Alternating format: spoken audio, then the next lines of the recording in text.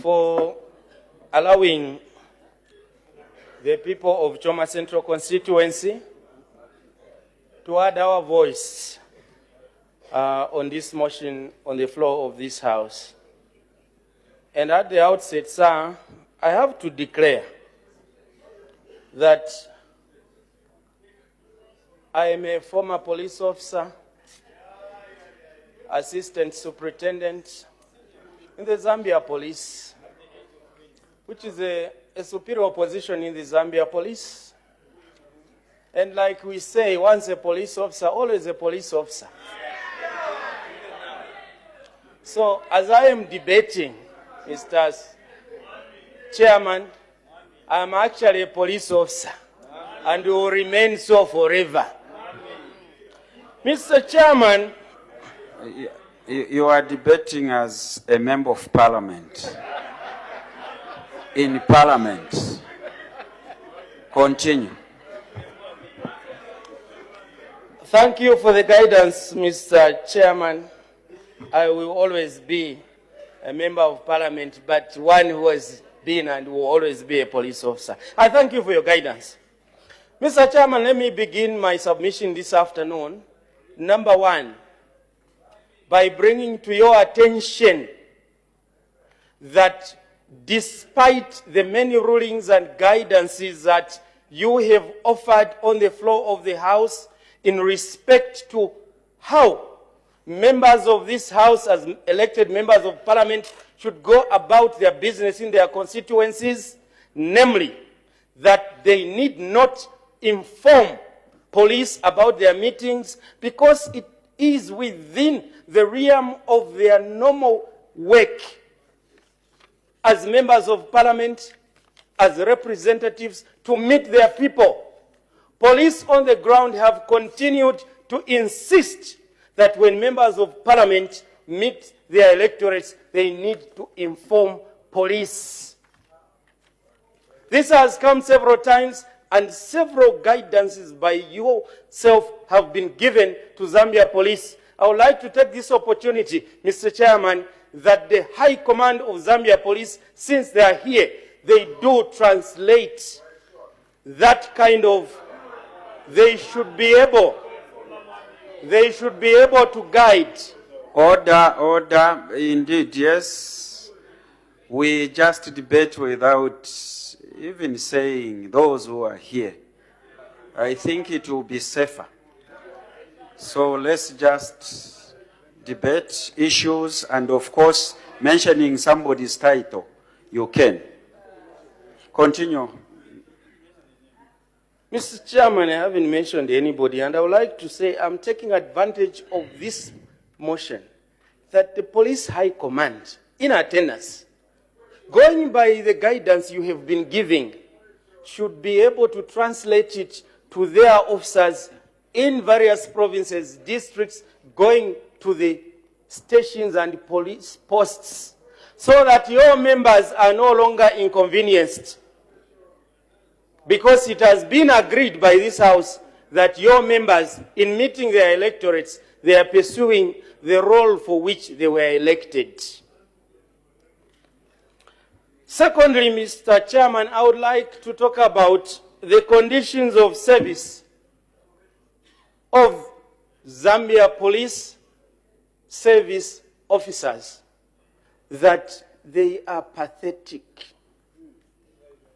In this era and age, Zambia police officers, given the importance of the role they play, Mr. Chairman, if you are going to have to look at a pay slip of an officer, Zambia Police, Mr. Chairman, it is abhorrent.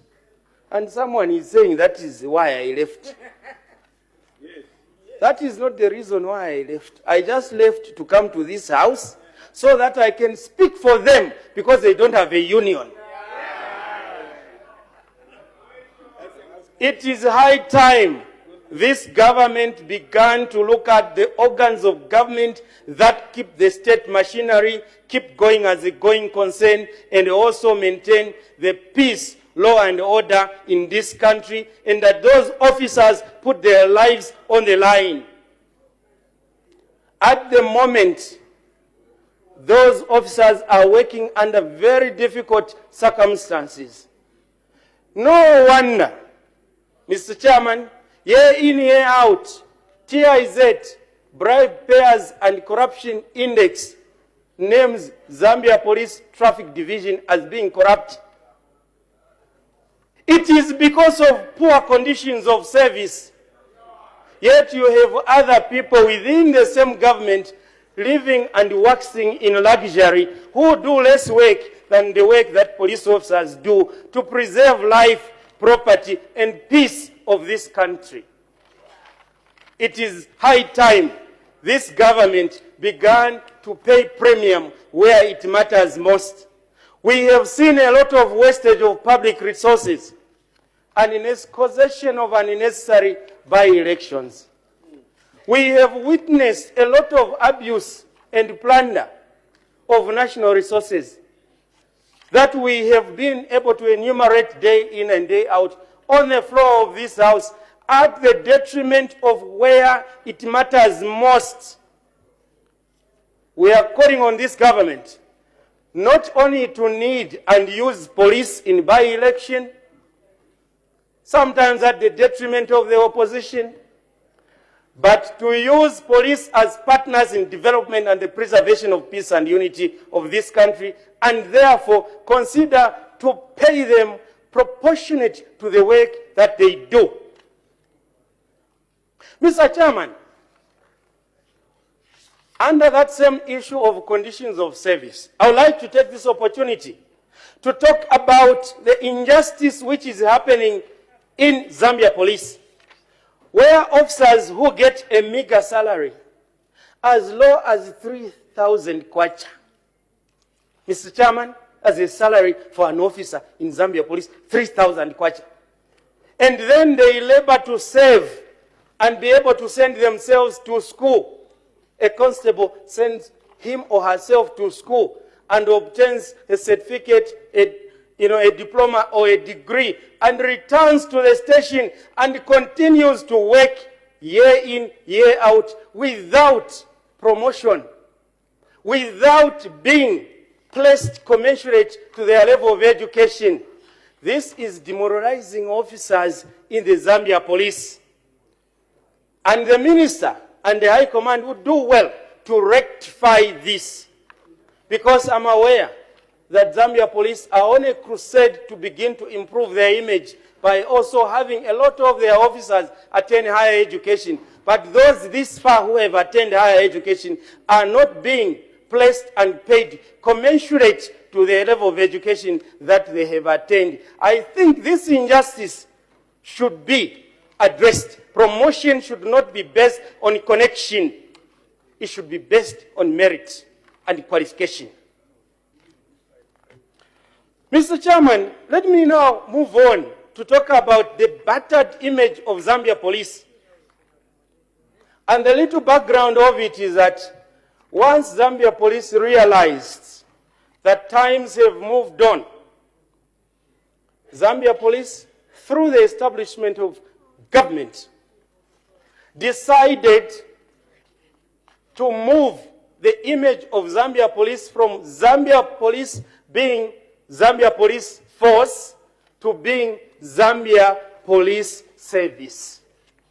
That change in nomenclature, Mr. Chairman, was meant to bring Zambia Police closer to the community, because Zambia Police realized that whereas they were acting as a force and be able to distance themselves from the community, they needed to go closer to the community and work with members of the community as partners in the provision of the service that Zambia Police Service is created to do. In that regard, Mr. Chairman, Zambia Police went on making certain adjustments, such as employing graduates from the university, and I'm happy that I was in the second batch of graduates from the university who were employed and enrolled in Zambia Police to promote a good image of Zambia Police. Secondly, Mr. Chairman, that Zambia Police now as a service, though may not have changed that law from force to service, began to promote accountability and transparency by way of introducing uniforms with name tags, so that a service provider who is a police officer is able to be identifiable by a member of the public who interact with them, so that in an event of that officer misbehaving or even providing a good service, he or she could be easily identifiable. Mr. Chairman, what have you seen now under the current prevailing circumstances? You have a situation where, when you have by-elections especially, police officers put masks, Mr. Speaker, Mr. Chairman, masks. And I know that Zambia Police, within the dress code of Zambia Police, there is nowhere where a mask is part of the dress code. It is not part of the prescribed dress code. Yet they wear these masks in order to disguise their faces, working contrary to what the service wants to achieve, namely transparency to identify service providers who are police officers. And recently the Commissioner for Lusaka was asked, why do you wear masks? They said because they like the work, it's for fun. Now imagine, Mr. Speaker, that because we also like our work here at Parliament, you all wear a mask and I also wear a mask, Mr. Chairman, because we like our work. What would become of this house in masks, sir? I think that Zambia Police have a duty to come out and be transparent. There is no more need to appear as though you are militia. You are a militia group fighting in some war somewhere in these war-torn countries. We are a peaceful country, and you are an image that must mirror to your citizens and to the international community that Zambia is a peaceful nation. This far, you have been painting a bad image to the citizens and the international community that Zambia is slowly sliding into a police state where the militia, police militia in masks and identifiable, have now taken center stage. It's no longer leadership, it's rulership. Under PF, a bad government, which has made police to look bad when they are good people. Police are now more associated with brutality and violence. And when you talk about the violence equation in this country, people will talk about UPND, PF, police are the ones who should be accountable for violence. No, Mr. Chairman, I would like to submit once and for all. UPND, PF, and police are not responsible for violence in Zambia. The one responsible for violence is the Commander-in-Chief, President Edgar Lungu, and his failure. And his failure to be able to administer rule of law. Point of order. His failure to administer rule of law accounts for violence in this country. Period. It's non-negotiable. Point of order, Mr. Chairman. Point of order. Have you finished, Mr. Mweetwa? Point of order, Mr. Chairman. Have you finished, sir. I'm being a point of order is raised. Mr. Chairman, I am compelled to rise on a point of order. As you appreciate, Mr. Chairman, this young lady rarely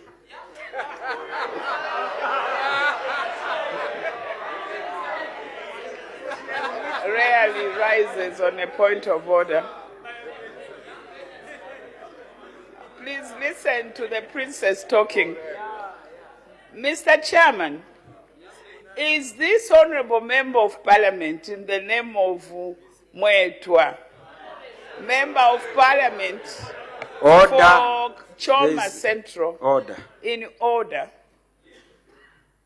to debate so badly without any facts that is laying on the table, without any analysis and thinking through of what he's saying, to bring His Excellency, the President of the Republic of Zambia, Commander-in-Chief, to bring him in disrepute because of the pangas that his party wield all over. And when they go and commit violence, they come in and abuse this august house to bring people who have nothing to do with violence. Is it in order, Madam Mr. Chairman? I need your serious ruling. I followed Mr. Mweetwa. I followed him very well. And all he said was something which, when the executive stands to debate, definitely they will respond to. And the other point is that I think we have been guiding the House to avoid bringing outsiders into our debates. Order. We know that rule very well. And even if you want to drag an outsider into the debate, we know the rules to follow. So, those who follow, and even the member who is about to conclude, I think we need to take that into, into the consideration, so that we continue debating smoothly without being disturbed. However, the executive is coming after the backbenchers debate. Mr. Mweetwa, continue. Thank you very much, Mr. Speaker. And I would like to place on record that blame game, pointing fingers at each other as political players, won't work. If you have a house and the children are indisciplined, it means you, as the head of that family, you are a terrible failure. Mr. Chairman, under President Mwanawasa, we never saw this level of lack of rule of law and lawlessness and impunity and indiscipline, because he said the law will follow you and there was supremacy of the law. So now that there is this violence, it has to rest at the doorsteps of the Commander-in-Chief, who is a failure. No two ways about it. Mr. Chairman, let me conclude by saying political interference. Mr. Mweetwa, that is the kind of debate which provoke the other side to stand on points of order. That is not in order.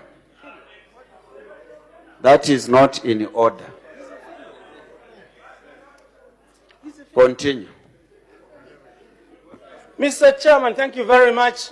Political interference has undermined professionalism in the Zambia police. You saw what happened in Sesheke. Police officers who were trying to apply the rule of law, they have been retired in national interest. I think that the crafters of that law did not intend that these should be the absurd consequences. And Minister of Home Affairs, you have a legacy. You are my colleague. You have a legacy to protect. What happened in Sesheke should not repeat itself. Those people have families to look after, the same way you and me and others do. Let us allow police to act freely. Finally, your ministry have a duty to promote human rights. Unlike coming here to say we'll take drastic action, we'll swing into action. This is not rulership, it's leadership. Under Article 8, you are mandated to promote democracy and not to promote fear through the police. The police are there also to help the promotion of democracy. Sir, I thank you. Dr. Chanda.